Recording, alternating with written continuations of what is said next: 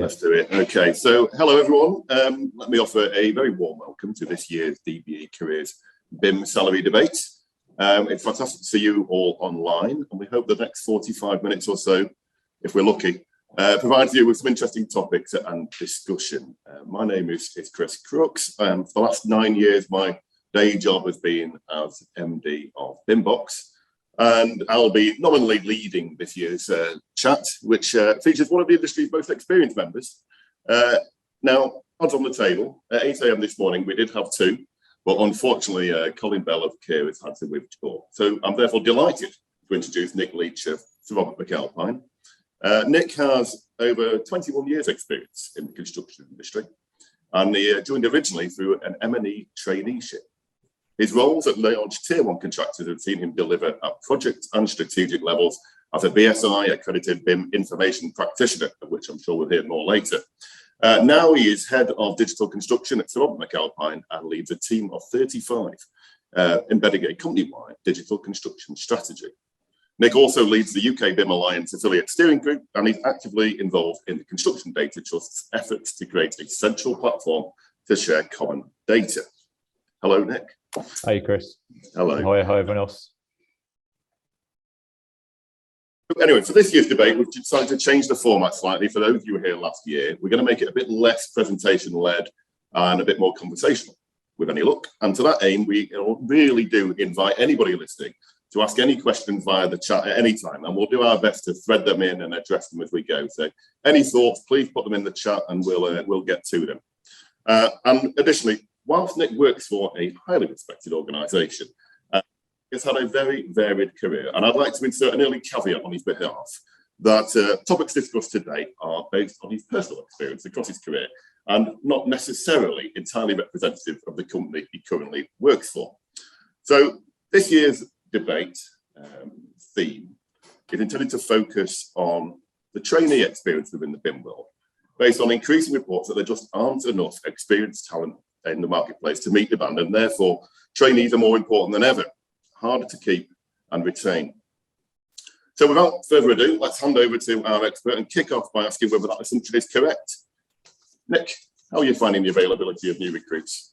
Yeah, I would say for us, in terms of like looking at new recruits, I'd say yes, there is a lack. There's a massive supply and demand, and I think we've seen even more so off the back of COVID. We've seen that accelerate in terms of, especially from the organisation I work in and others that we liaise with, that, you know, through COVID, there was a lot more kind of adoption of digital and BIM having to be used because of the restrictions that were, you know, placed on society. But in a kind of weird way, that's actually helped force people that may not have adopted digital and BIM previously. And now what we found out that out the back of that, you know, that kind of momentum's carried on.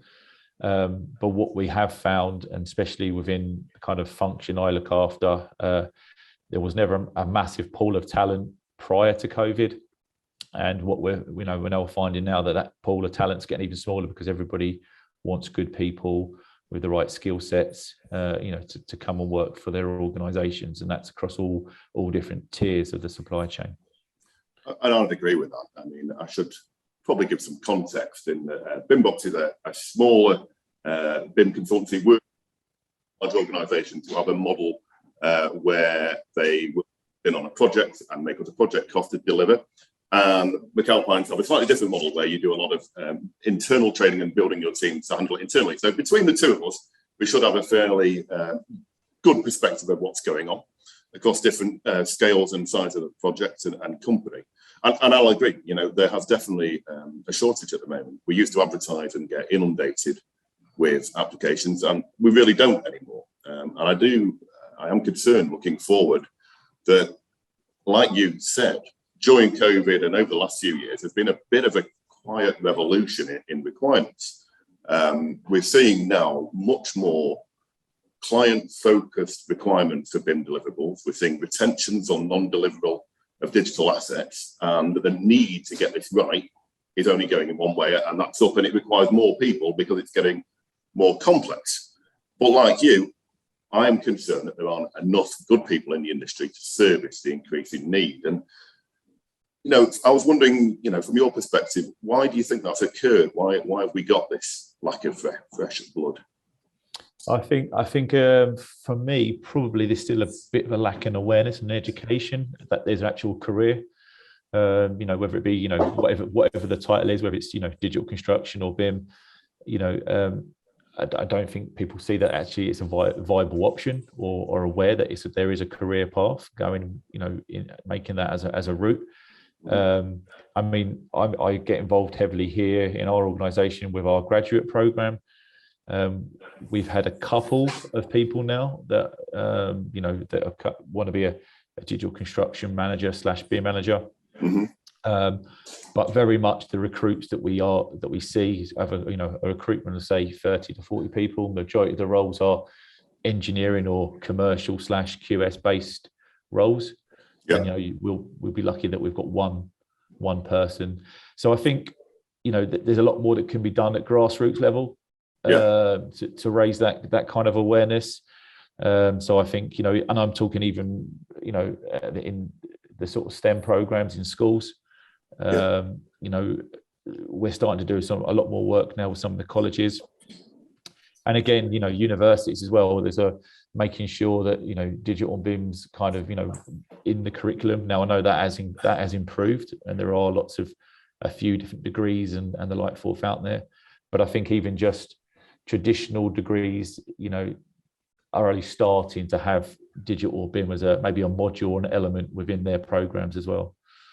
Yeah, you've touched on some interesting points there, and I think I'll try and pick them off in turn. I completely agree about the educational piece, and I think BIM as a career is still relatively new. And so when you're 17, 18, 19, you're looking for a pathway, you're looking for surety of where you go. And as was very aptly demonstrated there, we've not actually decided what we're going to call this job yet, let alone what the pathway looks like. And it's up to organisations to really put that in stone. We're saying BIM / digital construction / information manager. And I don't think that helps us. I think we need real clarity of what these roles are. We'll get a BIM manager come from one company who's a Revit master, but has never maybe done any COBE or clash detection. And we'll come to it in a moment. What are the skills? I think we don't help ourselves there. We recently took on a work experience guy, and he came, he did his week, and he saw it as a career, he saw it as a job, he loved it. And now he's gone to college and he's become our first apprentice. And that's fantastic. But he said himself, without being here for that week, I wouldn't have seen this as a viable career.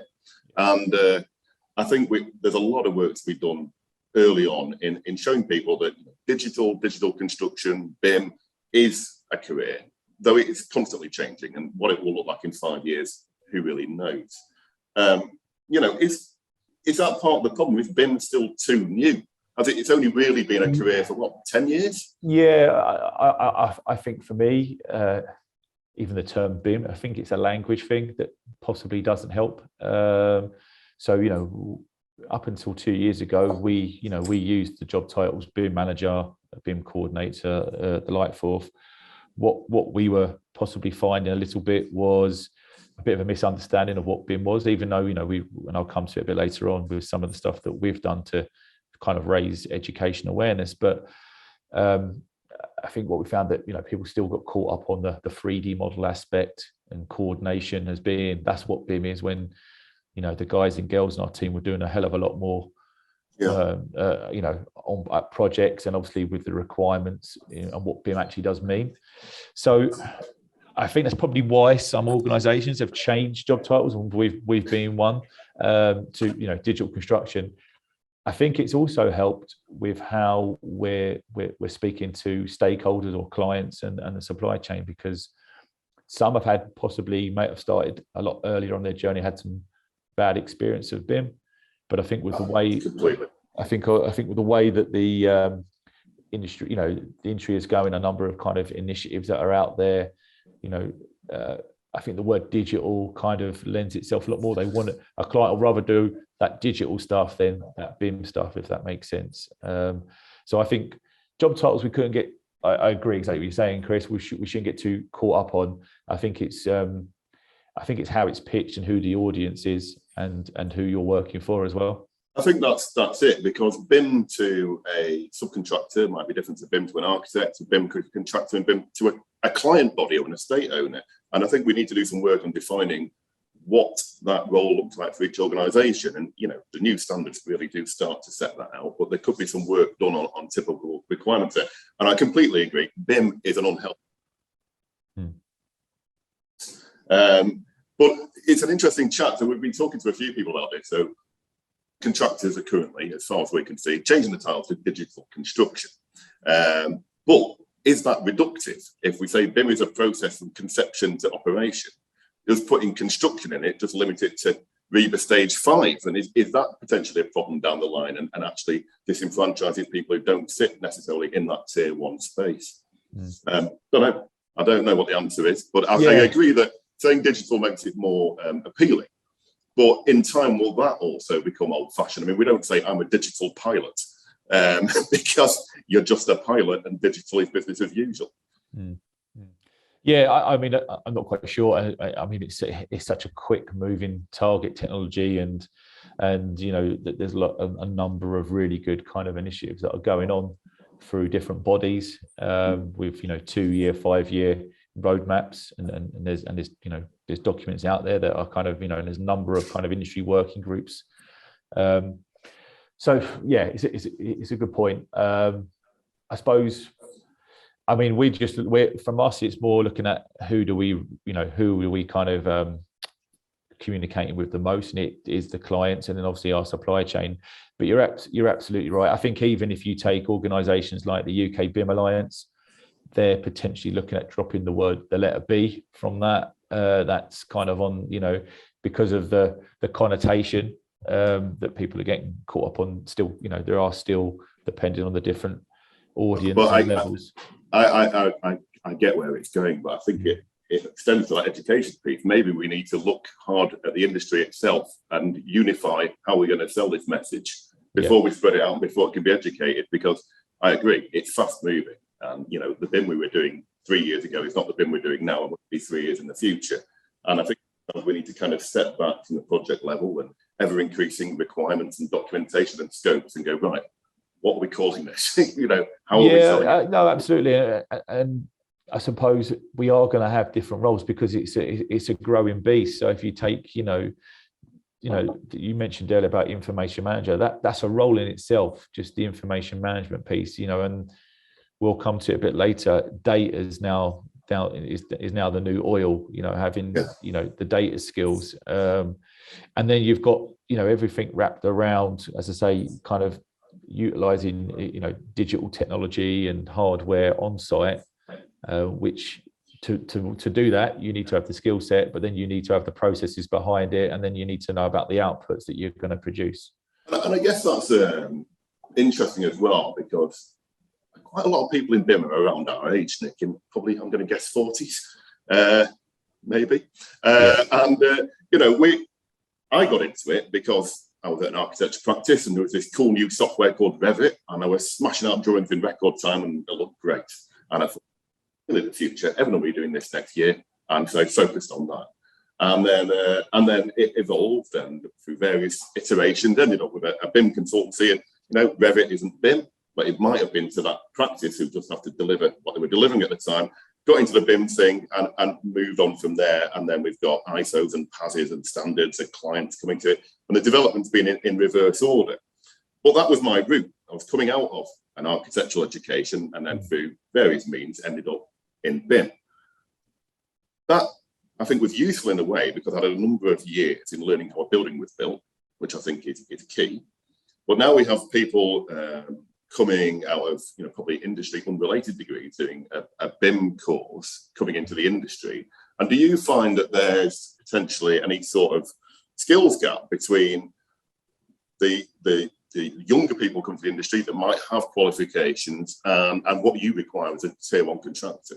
Yeah, no, definitely, and you hit the nail on the head. For us, the bigger difference between a more experienced digital construction manager, BIM manager, say within our organisation, to maybe a graduate or a trainee is that construction knowledge and that experience to refer back to. The stuff that you learn kind of while on site or in the, on the project, or from your fellow peers, you're never going to get that. You can't get that because if you're a trainee or a graduate, fresh in, and that's a key thing for us. And I think sometimes when we're recruiting people, even a grad, I'm not always as fussed about they've got a BIM qualification. I think most people can pick that, and normally pretty, especially of a generation that are coming looking at graduate training roles, can pick up technology quite quickly. Yeah. It's more around the personality of the individual. Can they go and fit in with a team? Are they going to be proactive? Can they go and engage? And if they come, and I'd rather someone like that's then maybe got a kind of construction degree or something like that might be better than someone that's, like you say, doesn't know how a building goes together, whether they've gone from an architectural route, MEP route, So I think for us, because that's what we're looking for, and looking to kind of hone some of their softer skills as they then, I think that's sometimes the other thing that we see with the newer recruits to the more experienced ones is, having that experience of delivering presentations, engaging with clients and the like forth. I never feel that it's the technology, because I think actually they get up to speed quite quickly with that bit. I mean, we've come to the same conclusion in that, technology can be taught, and it's the soft skills and the mindset, the adaptability, the willingness to learn is key. But I think you're right. I think that the harder part is some experience in knowing construction. Now, that might be more relevant if you're doing clash section, if you're a tier one contractor. We've had a question from Josh, and he's talking about, should other professions be targeted as well? So we mentioned architecture and engineering, that's the first two that trip off the tongue. But, quantity surveyors, project managers, site managers, BIM is holistic. We want to break all these people out of the silos going back 10 years and bring them to it. But I guess yes is the answer for me, but it's then, where are we putting them?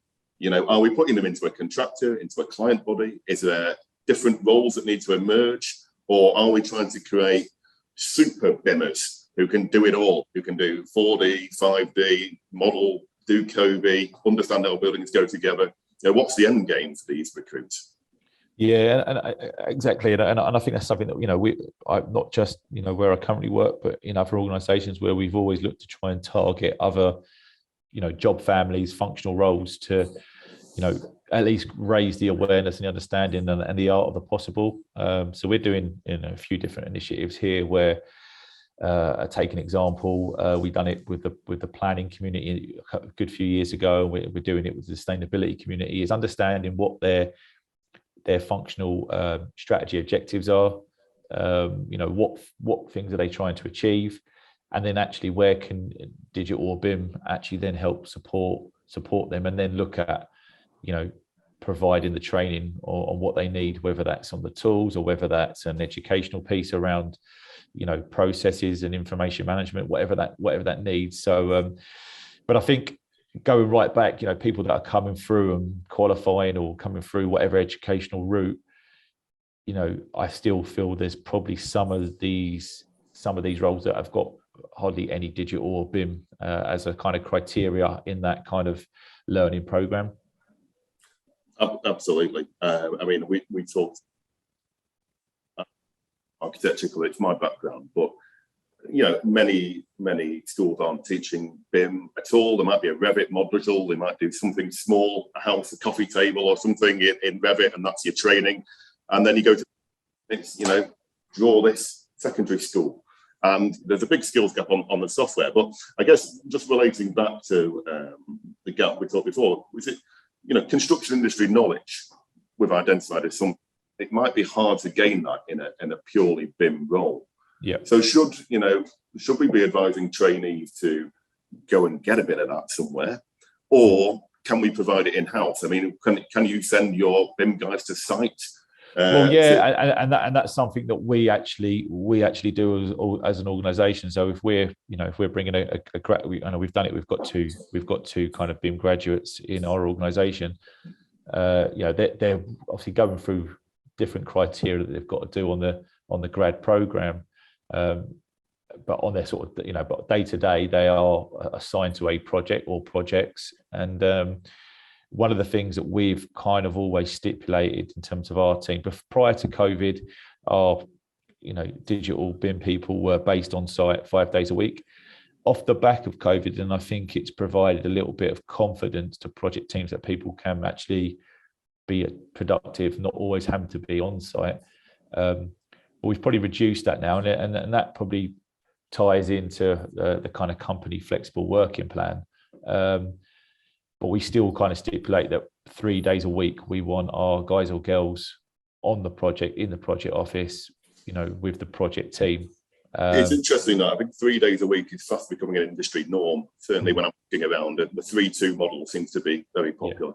Yeah. And for us, it's not just, learning what, maybe a more senior BIM digital construction managers doing, but actually start learning from, the various other people. So I think that the question that was submitted there is sort of talking about that. That's kind of how we would do it. We're not expecting a trainee or a graduate to come in and have tons of construction experience, because they're not going to have that. But what we will be facilitating is they will be based on a project and they will start to gain that, and that's what we find. And as we move forward, and you look at then the more senior people in our team, they've had a number of years then doing that on projects. And I think that's key, isn't it? If you get to a critical mass of experience, those people with experience can provide the shortcuts to people coming through to get to where they need to be quicker. And I do feel sorry for and we've hired quite a few, the BIM guys who are the BIM guys, stuck in a corner with a load of old school people who possibly don't understand it, and they're not getting that experience. And not they can feel a bit lost. They're not getting the guidance to cut through and the surety that they're doing it the right way. Certainly something we've learned over the years is that, particularly in context of ever-changing standards and documents of hundreds of pages of UK BIM framework guidance, etc., that nobody at any level who comes through the door, they might be 21 or 55 plus, knows it all. Everybody needs training and support to get there, and that is fundamental. But that's an interesting point as well. So how long do you think it takes for a fresh recruit to get to the level where you think they've got it, they're off, don't need any more support now? I think, sometimes it can depend on the individual. Something people can, really grasp things slightly quicker than others. Others do need to, a lot of them, mentorship. I suppose the issue that we're finding is that I think we'd like to take on more graduates and trainees, and we'll come to that a bit later. But going back to the start of the conversation, it's a supply and demand, and we've got senior people that are split across a couple of jobs, and then it's more of a time issue. They, for them to be able to support, those more, younger individuals and help them along. So it's a little bit of a chicken and egg, a little bit as well, which is why we also need to kind of educate others, not just the BIM digital guys around. So that could be the design management community to, the more people understand it, understand some of the processes, understand, they can also help a little bit in mentoring, those people, those younger sort of trainees on site, so to speak. I think you're right, and we certainly look towards the larger tier one contractors to do a lot of that marketing for us. It's interesting. You mentioned design managers there, and something we've picked up on in the last year was, there was a period quite a few years ago when Revit came in, and a lot of the, old guard architects were highly resistant, and that seems to have moved away now. And at the moment, I am seeing the same happening with design managers, and it's really about empowering them and giving them tools so that they have the demand, so that they can spread through the company. But just stepping back a little bit and touching on Mike's question as well. I mean, we kind of internally sort of write off the first 6 months of somebody joining, because we know they've got to learn, they've got to adapt. We're not expecting them to come in and start earning a fortune for the business on day one. And with that level of lag, and certainly in the context of new frameworks coming out, the DFE framework, the new SCAPE framework, highly complex, data first, client-focused deliverables, with go, no-go gateways for delivery, with retentions are going to be in place, and clients who are saying, no, you will deliver this. There's going to be a huge demand. But if it takes 6 months to get the people up to speed, why aren't we furiously hiring trainees right now? And where are they? No, exactly that. And I mean, I've been doing a little bit of work, or our organisation have, with the Career College Trust, and we've been helping to formulate a kind of digital construction course, and something that they're looking to try and roll out on different across different colleges. Sort of tied into that. I've also been speaking to some other kind of hybrid organisations, which are kind of both college and universities, around kind of a digital construction apprenticeship. And obviously what we're looking for is a bit of consistency on the kind of the program, the criteria that people are going to go through. And as I say, we want to make sure it's got a mixed blend of, if anything, we want them to be learning a bit more on the construction side, and they'll get the practical experience being on site and the like forth. I think there is such a big revenue to tap into with the apprenticeship levy that we pay into, and even us as an organisation, we utilise it, but there's probably more that we could be doing. And going back to Mike's question, there really shouldn't be a reluctance. There's ways that they could even be funded and help bring those kind of trainees in. You think that relates back to educating upwards? I mean, I'm genuinely worried about the industry's ability to deliver the requirements. I don't think we've got enough people. I don't think the skills are in place. And I think there needs to be a huge push right now. I don't disagree with that. I mean, if there's some, if you look at some of the recent industry roadmaps that have come out, so the Transforming Infrastructure Program, you go to the back of that document, you've got the next 0 to 2 years, 2 to 5. These are things that, and there's industry groups working on, different things there, whether that, and it's not just in what we're discussing here today, that's from net zero carbon. There's all these things that are, that's all going to start filtering down, or is already filtering down to our clients, that they're asking for in tenders and the like forth. And, you need to be able to evidence that. But you need to have the skill sets to be able to deliver some of that as well. So in a way, that's not a bad thing, because for me personally, I use that as a bit of a stick to say to our powers that be that we need to start doing certain things, because, this is coming. You've got the Construction Innovation Hub roadmap, which was released, a couple of months back. And, there's all stuff in there around, digital skills and competencies and programs. So there's lots of good stuff to go out there. So you're not starting from a blank sheet of paper here, I don't know. I totally agree. There is good stuff out there. I wonder if it's a little bit too disparate. And I wonder if maybe the sheer volume of work that's been done, the sheer volume of documentation and guidance and mandates and playbooks and frameworks, BEPS and EIRs are all different. Maybe we've made it a little bit too easy to take. Maybe the entry point is too complex. We need to just break it down. And Emmanuel's just said here, maybe it's not being taught in universities because the entry point is too complex.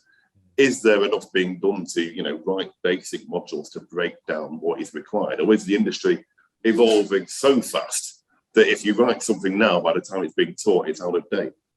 Yeah, and I think there is stuff out there, but again, it's about, if you don't know what you don't know where to go to find that information. So just taking the say the UK BIM Alliance, they've wrote what I call more plain language guidance on, say, ISO that's available. But if you don't know that exists, you'll read an ISO document and it's a tough read.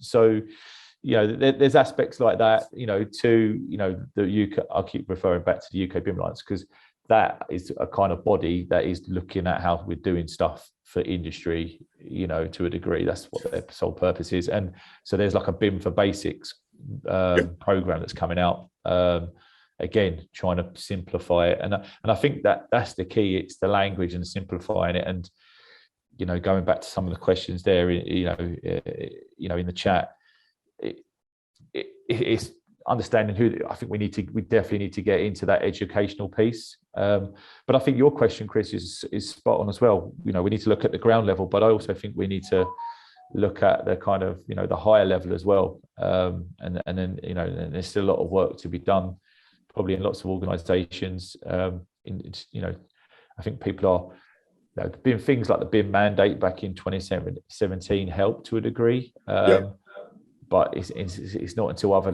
legislation comes out, like, the safety bill at the moment is very much a huge one in industry. And everything has to be digitalized, and that whole kind of, traceability of information. So it's only till you get things like that it really, sort of strikes home. But you're right. There is a lot of stuff out there, and it can be a little bit kind of information overload as well for people.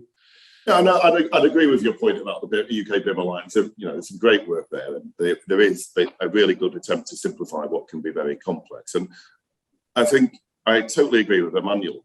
I think universities, anybody with a construction degree, anybody running those courses now, should be doing something to at least demystify what can be a very obtuse and complex subject. And the resources are there, and we probably, as an industry, need funding or backing or something to get that message out there. Because what is being asked for from government parties as well, I do feel cannot be delivered at the moment. And somehow that gap has to be plugged. And it will be plugged by people coming into the industry, by getting new trainees, by getting caught, and those trainees can be excited through education, through internal training programs, through all sorts of different routes. But it is an issue, and it's been exacerbated by COVID, Brexit. I mean, I don't know about you, but my experience was that a lot of the BIM industry in architecture and construction was propped up by a lot of very bright guys from the EU, and a lot have gone away during COVID and have not come back through Brexit, and the weak UK economy is less appealing, and we need more bodies. So I think this conversation is quite important. I'm not sure we're going to solve anything, but I would urge anybody listening who's an employer to start looking at how we bring people into the industry and bring and provide necessary training so that we can support. Yeah, absolutely, and that is still, there's many a report out there. That is still a fundamental, that there's not enough people coming into construction, full stop, regardless, of what we're talking about here today, whether it's digital and BIM. What I feel we can do is, digital and BIM could be a way to make it more, entice people and be more attractive to come and join, the construction industry, and having pathways, in digital construction or BIM in organizations is a key component of that. But it also, it can help us from a kind of comms perspective as well, just visualization, showing people, how exciting construction can be. Absolutely. I mean, this is what attracted me to it, the digital aspect, the fact that digital is the future, it's not going away, and it is exciting. My watercolours back in the design days were absolutely terrible, but I could, get on board with a computer and knock stuff out, and enjoyed that. And it is an exciting career. The projects we're involved in, the development, the speed of change is phenomenal. But we need to get more people in. And I think it's a line I use a lot when I'm interviewing people, or even talking, to people internally, is, we're an enabler, and in fact, you'll never get a better role being part of the digital/BIM team, because actually you get to learn a little bit from everyone, because you're there to help enable them to do their role. So actually, you end up gaining. Whereas if you was maybe to join the a company or a project and just maybe doing a QS role, you will be very much, that will be what you're living and breathing. Whereas what we do, yes, you're living and breathing and understanding what we need to deliver from, maybe client requirements and like forth, but actually, because you're engaging with lots of other personnel and trying to find out what the issues or the problems are, you actually gain quite a nice broad knowledge as well as an individual. I couldn't agree more. And, at the heart of BIM, of course, is collaboration. And where we sit, you're working with all different types of parties. You're working with design managers, with quantity surveyors, with engineers, M&E guys, catering guys, FFE and interiors guys, and you're bringing it all together. And, particularly we have a lot of different clients, probably literally dozens and dozens of different design companies we work with. And we're able to see good practice all over the place. People in the environment here absorb that naturally. And it's great to see what's working, what isn't working. And you get a fairly unique position to be able to provide guidance, provide support, provide training, and really experience what the industry can offer. We've got another question here. So there needs to be more government funding towards BIM. I agree. There are skills boot camps, but how many people are enrolling, and what can be done to get more people to enroll if there's lack of people signing up? Nick, have you got any experience of the skills boot camps? Not so much the boot camps, but there's definitely a lot of funding out there. So if you look at the CITB, so there's a lot of funding that's being done to them. I think what I've found is that sometimes there's lots of CITB schemes going on, and the people that are running them are not aware that CITB also funded another scheme. So sometimes there is a little bit of a crossover. I've had that not too long ago with a couple of bodies, and actually put them in touch with each other and said, actually, you might be better to talk.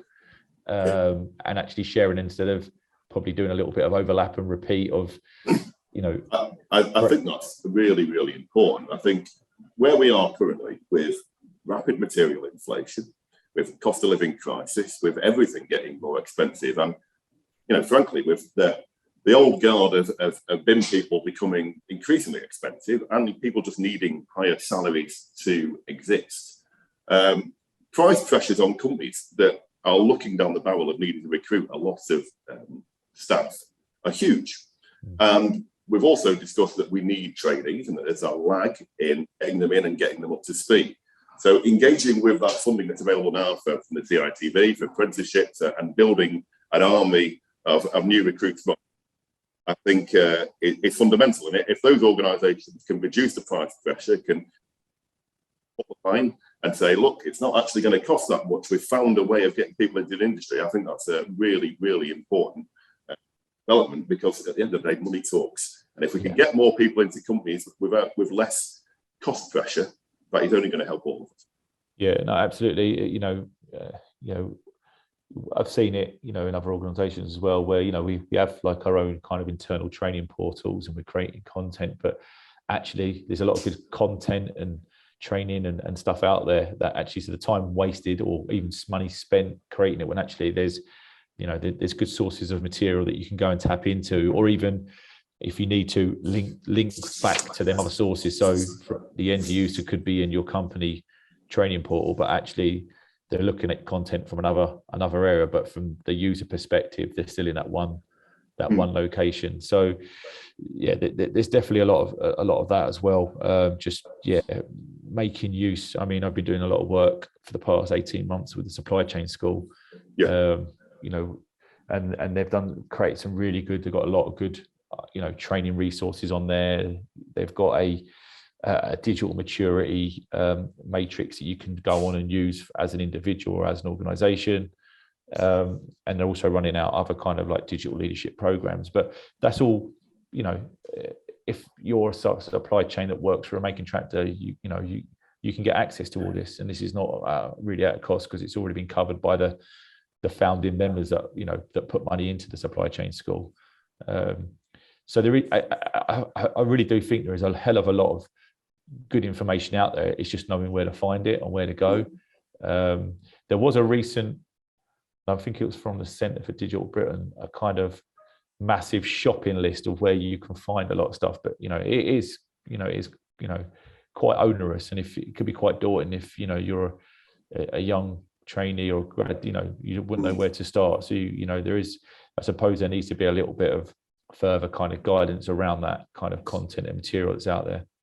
No, I totally agree, and I think it needs coalescing somewhat. Well, there is a lot out there. We've had another question about how clear is the BIM path for new trainees, and this kind of rounds up a lot of what we've been saying. We need more trainees. We can get more trainees by increasing awareness in schools and in colleges. But when we get a fresh recruit, what does the career path look like for them? What, speaking from your current experience, what's the trajectory look like for Yeah, so we've created a few different tiers in terms of roles and levels. So from a graduate, we then have a coordinator, to then a manager, and then we have senior manager, and that's pretty much our kind of tier. So there's a kind of a 4 tiers, and there's a, slightly, there's obviously different salary bandings to that. Kind of tied into that, obviously, as well as kind of like, being kind of mentored and learning off, with the more senior people or learning off the project teams. We do have, individual performance programs and reviews. And for myself, collectively looking at the wider function, there's always a kind of number of things that we kind of promote that we want all the team to go through and do. So, we mentioned earlier on about information management. So, for instance, ISO, we'll run everyone through the ISO 19650 program. So, they get something out at the end of it, but also they're gaining, they're getting some sort of professional training and knowledge around that aspect. We also look at some of the not so much BIM digital related, but there's others that potentially might want to look at some of the softer skill stuff. There's in-house courses we do here on, say, presentation skills or different things like that. Which if you're coming in and you're new, you need that whole kind of wider skill set as well. To start moving up the levels. Completely agree, and I think. Having that, we've just brought in tiers as well, and we're slowly rolling it out. And I think it's really important to show that path, because we don't just need to attract trainees and train them, we need to retain them. And I think a clear path with progression is fundamental to that. I'm just wondering if there's any other initiatives that you've brought in. Obviously we've got working from home policies now. We're doing our best to make the office a nice place to be. We've got a good team at the moment. They get on well. They all go out drinking together. And it's become quite sticky. But are there any other initiatives that you've brought in place to try and keep staff, or do the competition, turn up and wave mega bucks? Yeah, no, I mean, there's lots of other kind of aspects that we've got as a business. Whether there's depending what people's drivers are. So there's there's charity days to kind of other sponsored charity, cycle rides that the business do. And, depending on what sort of floats people's boats, there's lots of ways to kind of, engage and feel that kind of team community. We do as a function, we're spread across the country. We will do 2 face-to-face days each year, one in the summer, one at Christmas, whatever. We'll have a dedicated day running through a number of different things that we want to look at as a function, and then we will have a social, afterwards. Because I think sometimes, getting back to doing face-to-face, it's the little kind of conversations between the coffees and the lunchtime breaks as well. That that's the thing we've got over the past year, doing that again. I couldn't agree more. I mean, it's interesting, isn't it? Well, it's sort of 7-8 years we've gone from Steve Jobs saying the best ideas happen in the corridors to I'm not coming to the office, I'll schedule a Teams meeting of you next Wednesday. And I do feel we've lost a little bit, and getting people back together, particularly in an industry that is based on collaboration and has a clear mandate to train and educate both internally, externally, and bring people through. You've got to get people in the same room, or it's going to stagnate.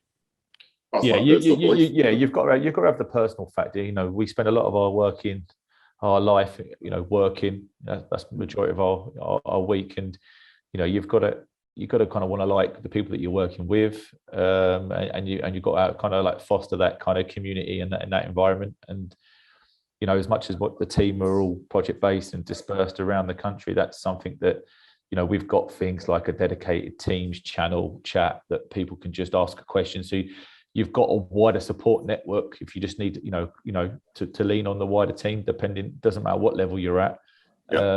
As well as obviously having regular kind of fortnightly catch-up calls, and then the face-to-faces. Constantly having that kind of community keeps that kind of keeps that closeness, and making people, as well as all the other stuff we've mentioned around having a bit of a development plan and a career path. And I've noticed there's a question there from James around, and I've not seen this yet, so I'm a bit shocked by this question. About increasing, salaries for junior roles to get, bums on seats. Good question. Good question, James. It is a good question. We've seen it. And I think I think there's been a panic coming out of COVID, looking at the, construction industry slowed, but it didn't stop.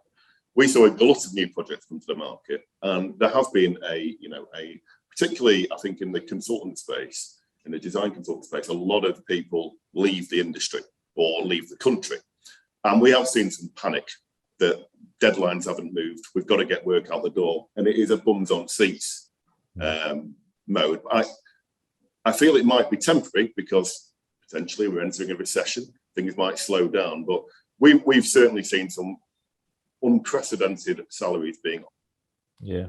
And I think, I mean, I can only speak from, my own kind of, experience now, that we won't be kind of bullied into that. And, we'll, if we're interviewing someone, we will be, as competitive as we can with the salary, but within, a kind of given range. But what we will offer is to say it's the whole career path community that, and if someone's driver is purely on money, then, it's just, and that's why it's taken us longer to find people at the moment, because we'd rather, we have to suffer a little, I suppose, have to try and move the work around. I 100% agree. We've done exactly the same. We offer a great environment. It's a decent salary. It's competitive, but we've invested a lot in internal training, in providing the knowledge that you need. Everybody who comes through these doors, and I'm sure it's the same at yours. If they leave enriched and with greater knowledge. And so if you want to build your career, go somewhere where you can learn. I do worry, and we saw it previously with the BIM mandate, companies hiring people for a lot of money who were probably at a project cost, and that project ended, and suddenly they're an overhead, and then they have a period of unemployment, and and that's a choice. You can have high wage and then unemployment in phases. It's always been the way, or continuous career progression and training and support. And certainly I would stress the latter. But it is interesting that we have seen an increase in salary expectations, and part of that's down to the cost of living crisis and understanding. Yeah, no, absolutely. And we've lost probably some more experienced people, and that has been their driver. There's not a lot you can do about that. And I'm sure there won't be the last as we move forward. But as I say, all we can offer is we can try and increase people's salaries from a right proportion, and provide all the other stuff, which is still a cost, to go and do these courses and the training. It's not that has to come out of a budget. We have seen some individuals leave, and then we've seen they've already moved on again because they maybe jump for a few more extra pounds, but actually they probably if you used to speak to them, they probably realised that they should have stuck where they were, so to speak. We've got a very similar experience there. Got a couple of interesting questions in. How are you finding the alignment of mid-senior level BIM managers' skill sets? Are you finding correlation or similarities that are leaving knowledge gaps that new recruits will need to fill? I think this is a great question. I'll say what I think, and then Nick, you chip in. I think a lot of the people in the BIM management tier are around the similar sort of experience. It depends if you're a contractor or a designer. And we've seen a huge change in the BIM industry. If you look at the 2011 strategy document, it talks about having 3D BIM, and it's all about 3D models. And you look at the construction playbook and the framework plans coming out now, it's about data. And there's been a big shift. A lot of people who were great BIM guys 10 years ago were Revit wizards, could manipulate a model, do clash detection, etc. And now the real value, and you said it before, data is now more valuable than oil. It's about providing that data, and clients are now getting to a maturity where they're analysing and appraising the fidelity of that data and need it. So I would say that there is certainly a gap in the data space. But Nick, anything else you'd like to add? Yeah, I could probably add to that. Yeah, so on the data space, we've been running a scheme now for about 2.5 years with a third party, a kind of data apprenticeship. And that's a data apprenticeship not just aimed at kind of grads or new recruits, that's aimed at anybody at any level in any role across the business. I've had probably about 5 of my team, show an interest and go through that. It's like an 18-month course.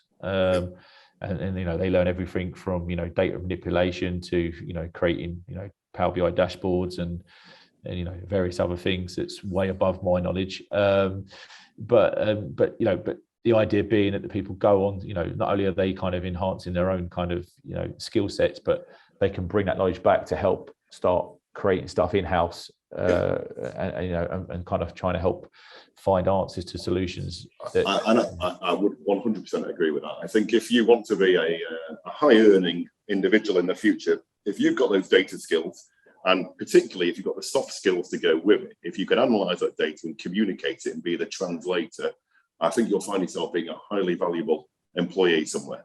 We've got a question from Ping Lee. I find coding and scripting skills are becoming essential in BIM.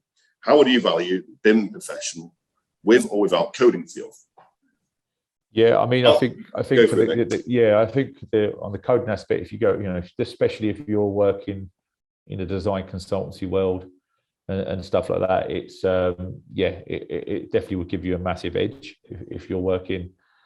Admittedly, the big design consultancy houses now have done quite a bit of this already, so they've already kind of using that to to improve how they're delivering. I do find it sits very much within the design space, Revit, scripting, Python, Grasp, but getting things out quicker and faster. I've not seen much crossover into contracting or needed as there. No, but obviously we've had people, as I mentioned a moment ago, we've had people going through that data kind of apprenticeship, and they do learn some scripting and coding, skills and basics and stuff like that. So that could all help, because from our perspective, we're trying to do a lot of work with software vendors around pushing and pulling their data from their platforms. Yeah. And we've got an in-house IT team, but again, the data team within that is still a small team. So by having more people with a bit more of that knowledge can help with them kind of conversations and help speed along some of the kind of collaboration and work that we're trying to do. There's some amazing scripts around now that I wish had been around 15, 20 years ago. One thing I will say, we've had a fair few coding wizards through our doors. If you can balance that skill with an understanding of REBA, stage appropriate deliverables, with building regs, with that, how buildings go together knowledge, that is a powerful skill set. And certainly as senior management become more aware of the power of what you're creating, I think you'll be doing very well.